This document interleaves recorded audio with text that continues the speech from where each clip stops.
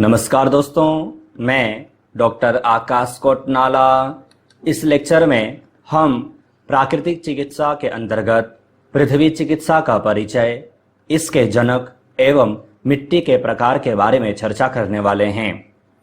इसके पिछले लेक्चर्स में हमने जाना कि प्राकृतिक चिकित्सा क्या है, इसका इतिहास क्या है, इसका महत्व एवं इसके जो सिद्धांत हैं, इन सब विषयों के ऊपर चर्चा की। हमने वहाँ पर देखा था, वहाँ पर जाना था कि प्राकृतिक चिकित्सा का तात्पर्य प्रकृति प्रदत्त अर्थात जो पंच महाभूत हैं, पंच महाभूतों के द्वारा चिकित्सा करना ही प्राकृतिक चिकित्सा कहा जाता है। तो इसके अंतर्गत हम यहाँ पर जो प्रथम महाभूत है अर्थात जो पृथ्वी तत्व है, पृथ्वी तत्व को हम यहाँ पर जानने वाले हैं। इसका परिचय हम यहाँ पर जानेंगे। और पृथ्वी तत्व के अंतर्गत जैसे कि आपको ध्यान रखना है कि हम मिट्टी के द्वारा चिकित्सा करते हैं, तो मिट्टी के प्रकार भी हम यहाँ पर जानने वाले हैं। तो प्रारंभ करते हैं पृथ्वी तत्व का परिचय। हमें ध्यान रखना है कि प्राकृतिक चिकित्सा में मिट्टी का महत्वपूर्ण स्थान है। हमारा शरीर पंच महाभूतों से बना है। जैसे कि हमने पिछली बार भी चर्चा की कि संपूर्ण जगत की जो रचना हुई है वह पंच महाभूतों के द्वारा ही हुई है। इसी प्रकार से हमारा जो शरीर है, हमारा शरीर भी पंच महाभूतों से निर्मित है। पंच तत्व में जो पृथ्वी तत्व है यह अत्यंत महत्वपूर्ण माना जाता है, जिसमें मनुष्य की उत्पत्ति हो या फिर पालन पोषण हो या फिर विकास या फिर विनाश, यह सब कुछ इसी पृथ्वी तत्व पर, मनुष्य का यह सब कुछ इसी पृथ्वी तत्व पर विद्यमान होता है, अर्थात इसी पर निर्भर करता है। तो इसलिए हमें ध्यानपूर्वक समझना होगा कि जो पृथ्वी तत्व है यह सर्वश्रेष्ठ तत्व माना गया है, सबसे स्थूल भी माना गया है, सबसे अग्रणी भी माना गया है। चाहे मनुष्य हो, चाहे कोई भी प्राणी हो, उसका रहन सहन, खान पान, पालन पोषण, विकास और या फिर विनाश, सब कुछ पृथ्वी तत्व पर ही निर्भर करता है। यहाँ पर हमें देखना है कि पृथ्वी में सभी चेतन हो चाहे अचेतन वस्तु हो, सबको धारण कर सकने का गुण विद्यमान है।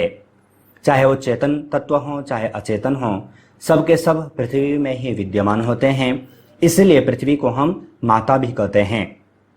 ध्यान दीजिएगा, हम यहाँ पर पृथ्वी तत्व को यहाँ पर जान रहे हैं। तो पृथ्वी तत्व हमने पूर्व में भी देखा कि जब हमारे शरीर में इन पंच महाभूतों में अधिकता या फिर कमी आती है तो उससे संबंधित रोग उत्पन्न होते हैं। और जो प्राकृतिक चिकित्सा का जो मूल सिद्धांत है वह विजातीय द्रव्य का ही है। और प्राकृतिक चिकित्सा के माध्यम से हम शरीर में जो उपस्थित विजातीय द्रव्य होता है उसी का निष्कासन करते हैं। तो इस हेतु हम कभी पृथ्वी तत्व, कभी जल तत्व, कभी वायु तत्व, कभी आकाश के माध्यम से हम उस विजातीय द्रव्य को शरीर से बाहर निकालते हैं। तो जब हम पृथ्वी तत्व की चर्चा करते हैं अर्थात पृथ्वी तत्व के माध्यम से जब हम चिकित्सा देते हैं तो वहां पर हम मिट्टी के द्वारा अर्थात मिट्टी का प्रयोग करते हैं। तो ये हमें यहाँ पर जानना है। चाहे हम पृथ्वी तत्व का परिचय हम यहाँ पर देखें, चाहे हम मिट्टी का परिचय देखें, हमें इस प्रकार से यहाँ पर समझना होगा। हमें ध्यान रखना है पृथ्वी, जल, अग्नि, वायु और आकाश, इन तत्वों में सबसे अधिक स्थूल तत्व पृथ्वी ही है। स्थूल, सूक्ष्म और कारण हमने योग में शरीर के रूप में भी जाना है। 3 प्रकार के शरीर होते हैं, हमने योग में जाना है। इसी प्रकार से जो स्थूल का तात्पर्य होता है जिसे हम छू सकते हैं, जिसे हम देख सकते हैं, जिसका हम स्पर्श कर सकते हैं।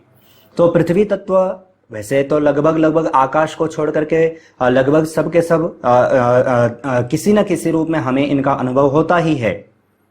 हमने सांख्य में पढ़ा भी है। वैसे तो आकाश का भी हम शून्य के रूप में हम देख लेते हैं, उसका गुण है।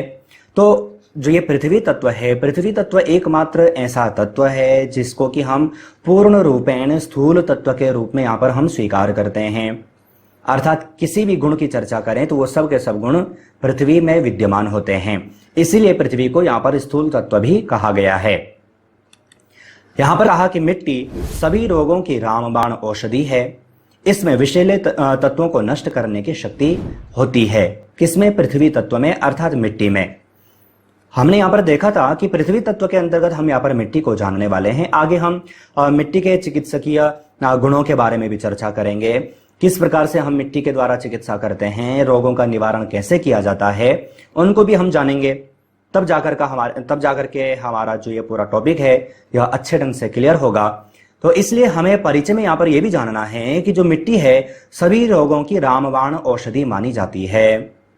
जिस प्रकार से जल तत्व को अर्थात जल को लगभग जो श्रेष्ठ हमारे ग्रंथ हैं यानी कि वेद हैं, तो वेदों में भी जो जल को कहा गया है उसे महाऔषधि के नाम से जाना गया है। उसी प्रकार से जो मिट्टी है, मिट्टी को भी रामबाण औषधि के नाम से जाना जाता है। यहां पर कहा कि जो मिट्टी है, मिट्टी में विषैले तत्वों को नष्ट करने की शक्ति होती है। ये जब हम मिट्टी चिकित्सा जब हम जानेंगे आगे, जब हम इसका प्रयोग के बारे में हम जानेंगे तो वहां पर आपको ये अच्छे ढंग से समझ में आएगा। अब हम यहाँ पर जो मिट्टी है यानी कि मिट्टी चिकित्सा यानी कि जो पृथ्वी के द्वारा हम जो चिकित्सा करते हैं अर्थात जो मिट्टी चिकित्सा है, इसके जनक के बारे में हम यहाँ पर देखें कि मिट्टी चिकित्सा के जनक कौन हैं, तो हमें ध्यान रखना है एडोल्फ जुस्ट, जो कि जर्मनी के प्राकृतिक चिकित्सक थे। इन्होंने मिट्टी के अनेकों प्रयोग कर रोगों की चिकित्सा की, अर्थात जो मिट्टी है इसका अलग अलग रूपों में प्रयोग किया और रोगों का निराकरण किया, अर्थात रोगों की चिकित्सा की। इसलिए इन्हें मिट्टी चिकित्सा के जनक के रूप में जाना जाता है। और इन्हीं के द्वारा एक पुस्तक आज हम सबके बीच विद्यमान है, उपस्थित है, जिसका नाम है रिटर्न टू नेचर। ये आज संपूर्ण विश्व भर में प्रसिद्धि को प्राप्त कर रही है।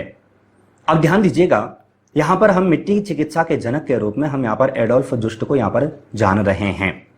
ऐसा नहीं कि जो मिट्टी चिकित्सा है इस चिकित्सा का प्राचीन समय में भारतवर्ष में इसका प्रयोग नहीं किया गया।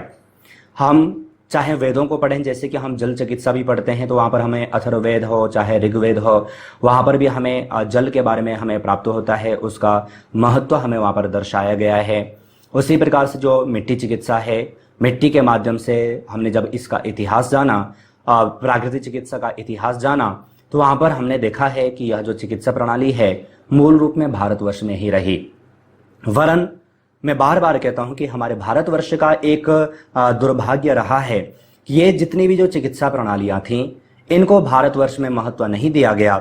वरन जब यह पाश्चात्य विद्वानों के हाथ में गई, अर्थात जो बाहरी जो विदेशी जो चिकित्सक थे उनके हाथ में गई, तो उन्होंने इस पर थोड़ा बहुत अनुसंधान किया और उस चिकित्सा को अपने नाम से पब्लिश किया, अर्थात अपने नाम पर ही उस चिकित्सा प्रणाली को रखा गया।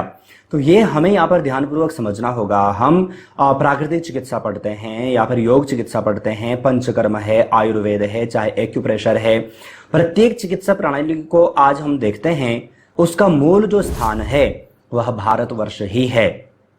वरन जब यही चिकित्सा प्रणाली जब पाश्चात्य देशों में जाती है, उस पर अनेक रिसर्च होते हैं, तत्पश्चात वही जो चिकित्सा प्रणाली भारतवर्ष की थी वह भारतवर्ष की नहीं वरन पाश्चात्य देशों की मानी जाती है।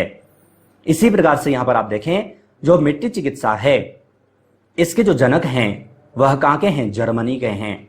तो ये हमें यहाँ पर ध्यानपूर्वक समझना होगा। इनके द्वारा एक ग्रंथ अर्थात एक पुस्तक लिखी गई है रिटर्न टू नेचर। आपको बता दें इस प्रकार से प्रश्न आपको यूजीसी नेट के एग्जाम में भी पूछे जा सकते हैं और आपने ये कोर्स जिस हेतु भी परचेस किया होगा उस एग्जाम में अर्थात किसी भी एग्जाम में आपको इस प्रकार से छोटे छोटे प्रश्न पूछे जा सकते हैं।